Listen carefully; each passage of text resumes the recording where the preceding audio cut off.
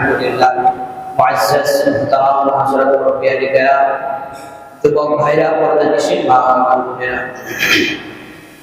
মহান আল্লাহ রাব্বুল আলামিনের দরবারে অসংখ্য শুকর ও সুজুদ যে আল্লাহ রাব্বুল আলামিন সুবহানাহু ওয়া তাআলা আমাদেরকে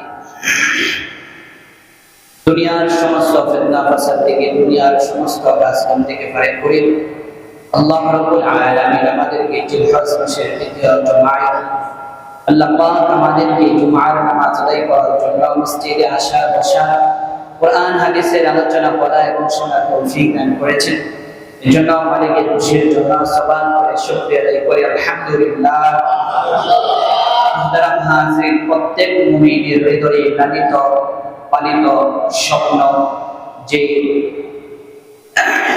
বাইতুল্লাহর মাঝে যাবে এবং মসজিদে মুনাওয়ারার সবুজ গম্বুজের সাথে তার একটি আত্মিক সম্পর্ক গড়ে তুলবে।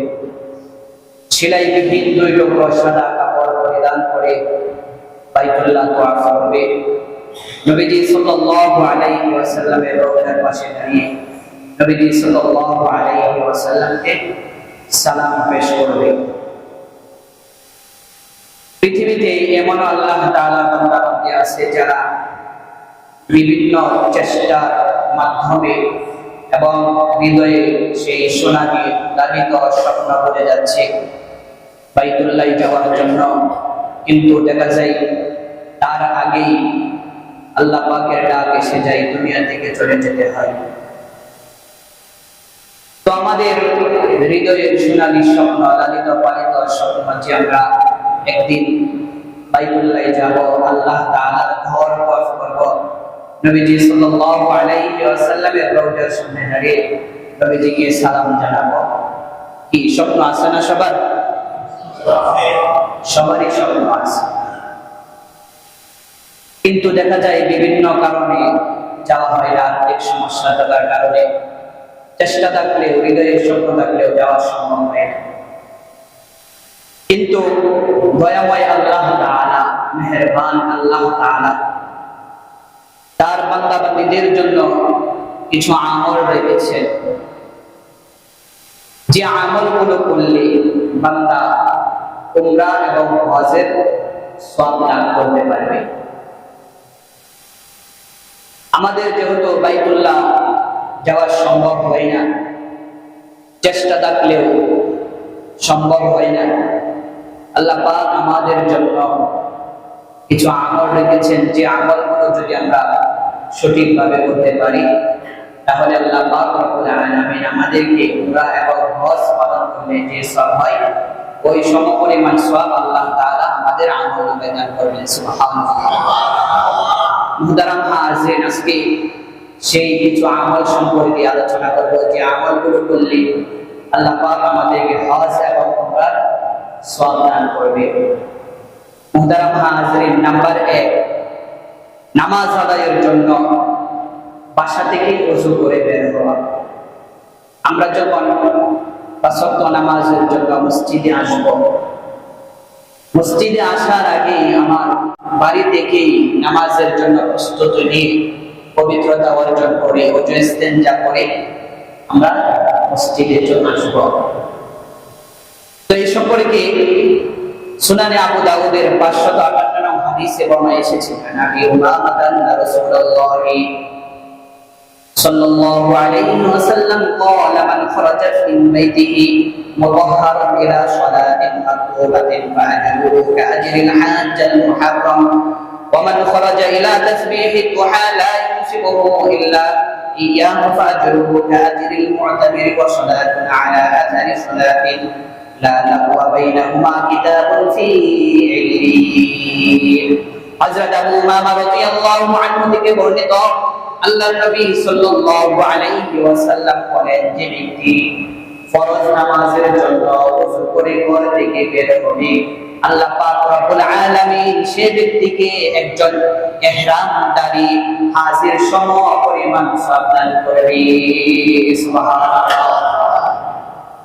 এবং যে ব্যক্তি ওযু করে ঘর থেকে চাষতের নামাজের জন্য বের হবে, আল্লাহ পাক রব্বুল আলামিন ওই ব্যক্তির আমলনামায় একটি উমরা করলে যে সমপরিমাণ সওয়াব হয়, ওই ব্যক্তির আমল নামায় সেই সমপরিমাণ সওয়াব দান করা হবে। সুবহানাল্লাহ।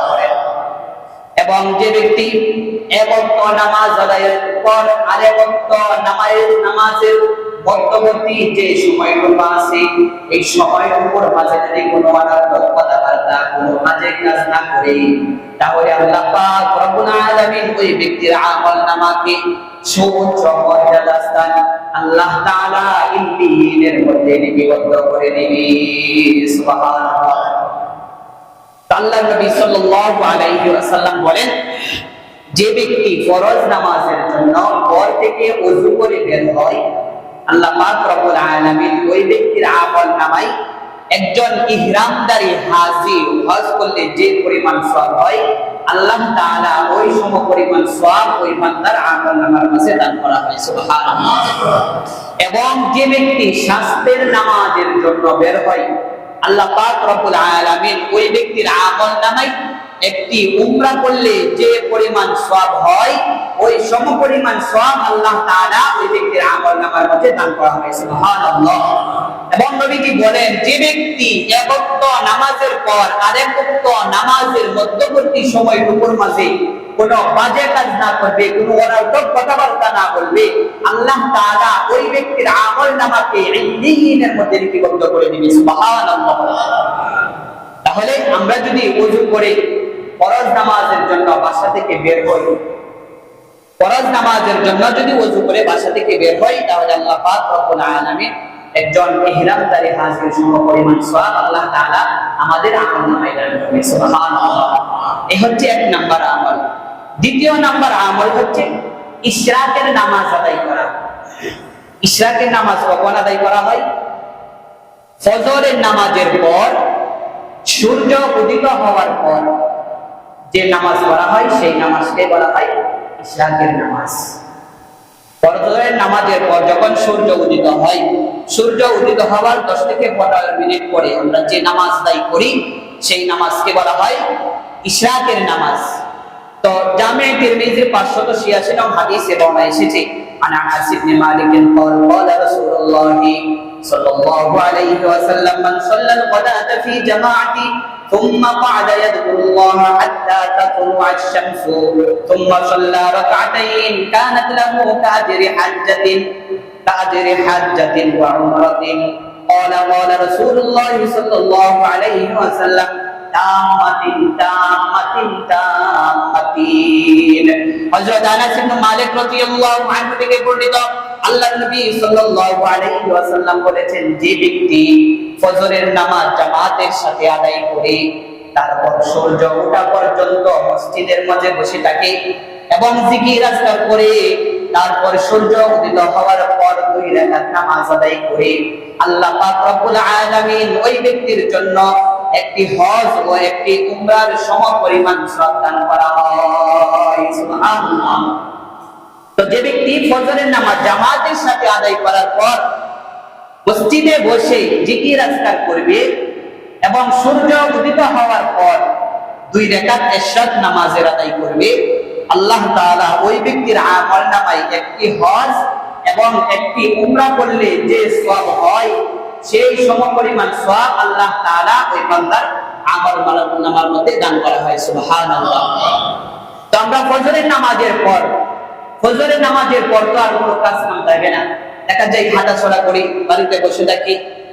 তো এই সময়টা যদি আমরা মসজিদের মধ্যে দেই, ফজরের জামাত পড়ে যদি আমরা মসজিদে 20-25 মিনিট সময় থাকে সূর্য উদিত হওয়ার, তো এই সময়টা যদি আমরা মসজিদে বসে জিকির আজকার করি, তাসবিহ তাহলিল পাঠ করি এবং সূর্য উদিত হওয়ার পর আমরা 2 রাকাত ইশরাকের নামাজ আদায় করি, তাহলে একটি হজ এবং একটি উমরার সমান সওয়াব আল্লাহ তাআলা আমাদের আমলনামার মধ্যে দান করবে। সুবহানাল্লাহ। তৃতীয় নাম্বার আমল মসজিদে কুবায় নামাজ আদায় করা। এ সম্পর্কে সুনানে ইবনে মাজাহ 1412 নং হাদিসে বর্ণনা এসেছে, قال سهل بن حنيف قال رسول الله صلى الله عليه وسلم من تطهر في بيته ثم أتى مسجد قباء فصلى فيه صلاة كانت له كأجر عمر হযরত সাহাল বিন হুনাইফ রাদিয়াল্লাহু আনহু থেকে বর্ণিত, আল্লাহর নবী সাল্লাল্লাহু আলাইহি ওয়াসাল্লাম বলেন, যে ব্যক্তি নিজের ঘর থেকে পবিত্রতা অর্জন করে অতঃপর মসজিদে কুবায় এসে এক ওয়াক্ত নামাজ আদায় করে আল্লাহ তাআলা তার জন্য একটি উমরা করার সমপরিমাণ সওয়াব দান করে। সুবহানাল্লাহ। তো যে ব্যক্তি ঘর থেকে পবিত্রতা অর্জন করার পর মসজিদে কুবায় গিয়ে এক ওয়াক্ত নামাজ আদায় করে আল্লাহ তাআলা ওই ব্যক্তির আমলনামায় একটি উমরা করলে যে সমপরিমাণ সওয়াব হয়, ওই সমপরিমাণ সওয়াব আল্লাহ তাআলা ওই বান্দার আমলনামার মাঝে দান করা হয়। সুবহানাল্লাহ। নাম্বার 4, রমজানে উমরা করা। আমরা যারা উমরা করি সেই উমরাটা রমাদান মাসে আদায় করা। এই সম্পর্কে সহিহ বুখারী 1782 নং হাদিসে বলা এসেছে, আন ইবনে আব্বাস রাদিয়াল্লাহু আনহুমা আন্না নবী সাল্লাল্লাহু আলাইহি ওয়াসাল্লাম ক্বালা উমরাতুন ফি রমাদান তা'দিলু হাজ্জাতান আও হাজ্জাতান মা'ইয়া। হযরত ইবনে আব্বাস রাদিয়াল্লাহু আনহু থেকে বর্ণিত, আল্লাহর নবী সাল্লাল্লাহু আলাইহি ওয়াসাল্লাম বলেন, মাহে রমাদানে একটি উমরা একটি হজের সমপরিমাণ, একটি হজের সমতুল্য, অথবা আমার সঙ্গে হজ করার সমতুল্য। সুবহানাল্লাহ। বলেন আল্লাহর নবী সাল্লাল্লাহু আলাইহি ওয়াসাল্লাম বলেন যে ব্যক্তি রমাদান মাসে উমরা করে, রমাদান মাসে উমরা করা হচ্ছে একটি হজের সমপরিমাণ, এবং নবীজি বলেন যে রমাদান মাসের উমরা হচ্ছে আমার সাথে হজ করার সমপরিমাণ। সুবহানাল্লাহ। তো আমরা রমাদান মাসে হজ করলে, নবীজি সাল্লাল্লাহু আলাইহি ওয়াসাল্লামের সাথে হজ করলে যে সওয়াব হয়, আল্লাহ তাআলা ওই সমপরিমাণ সওয়াব আল্লাহ তাআলা আমাদের আমলনামার মধ্যে দান করবে। সুবহানাল্লাহ। নাম্বার 5, কোন হাজী সাহেবের সরঞ্জামের ব্যবস্থা করে দেওয়া। একজন হাজী সাহেব হজে যাবে, তার টাকা পয়সা দরকার, টাকা পয়সা কিছু মাছ হয়েছে আর কিছু দরকার, বিভিন্ন প্রয়োজন আছে না হাজী সাহেবদের।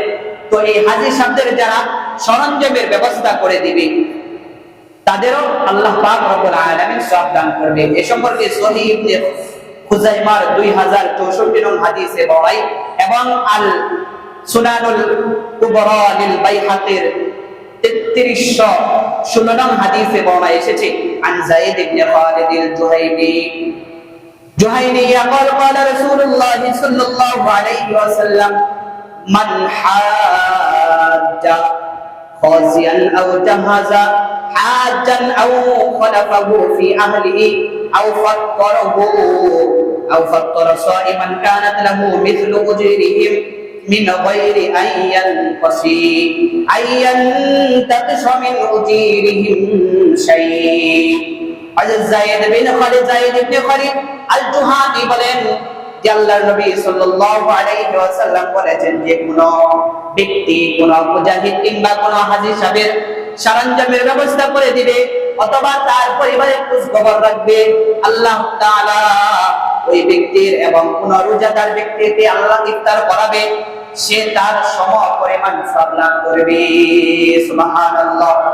আল্লাহ নবী সাল্লাল্লাহু আলাইহি ওয়াসাল্লাম বলেন যে কোন ব্যক্তি যদি কোন হাজী সাহেবের সরঞ্জামের ব্যবস্থা করে দেয় এবং তার পরিবারের খোঁজ খবর রাখে অথবা কোন রোজাদার ব্যক্তিকে ইফতার করায়, তাহলে ওই সব ব্যক্তির সমপরিমাণ সওয়াব আল্লাহ তাআলা ওই ব্যক্তির আমলনামার মাঝে দান করবে। সুবহানাল্লাহ। এবং যে ব্যক্তি আমলগুলো করবে ওই ব্যক্তির আমলনামা থেকে, ওই ব্যক্তির আমল থেকে বিন্দু পরিমাণ কমতি করা হবে না। মুসলমান ইমানদার আল্লাহর গোলাম, উল্লেখিত হাদিস দ্বারা বোঝা যায় একজন হাজী সাহেবের সরঞ্জামের ব্যবস্থা করে দিলে, অর্থে সম্পদের ব্যবস্থা করে দিলে, সে হজ করে যে পরিমাণ সওয়াব পাবে আল্লাহ তাআলা ওই ব্যক্তির আমলনামার মাঝে সেই সমপরিমাণ সওয়াব দান করবে। সুবহানাল্লাহ। মুসলমান ইমানদার আল্লাহর গোলাম, 6 নম্বর আমল ইলম অর্জনের জন্য মসজিদে যাওয়া, ইলম অর্জন করার জন্য মসজিদে যাওয়া। এই সম্পর্কে আর মুজামুল কাবির লিতাবানির 7473 নং হাদিসে বলা এসেছে, আন আবি উমামা আন নবী সাল্লাল্লাহু আলাইহি ওয়াসাল্লাম قال من قضى الى المسجد لا يريد الا ان يتعلم خيرا او يعلمه كان له كاجر حاجا تامه তাম্মান হিজ্জাতুহু। হযরত আবু উমামা রাদিয়াল্লাহু আনহু থেকে বর্ণিত, আল্লাহর নবী সাল্লাল্লাহু আলাইহি ওয়াসাল্লাম বলেছেন, যে ব্যক্তি শুধুমাত্র কল্যাণ শিক্ষা লাভ করার জন্য, কল্যাণ শিক্ষা লাভ করার উদ্দেশ্যে মসজিদে গমন করে, আল্লাহ তাআলা তাকে পরিপূর্ণ হজ পালনকারীর ন্যায় প্রতিদান দান করে। সুবহানাল্লাহ। তো যে ব্যক্তি ইলম অর্জন করার জন্য, ইলম শিক্ষা লাভের জন্য মসজিদে যায়, আল্লাহ তাআলা ওই ব্যক্তির আমলনামার মধ্যে একজন হাজী সাহেব হজ করলে যে পরিমাণ সওয়াব